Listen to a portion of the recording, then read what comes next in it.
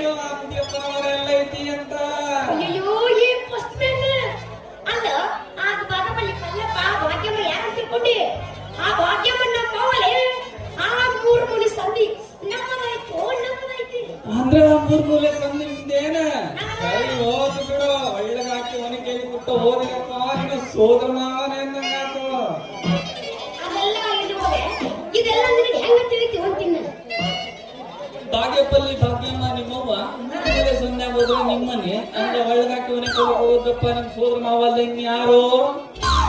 ಬಾ ಚಲೋ ಆತ ಬಿಡ ಹಂಗಾಗ ನಡೀಬ ತಗೋಣ ಎಲ್ಲಿಗೆ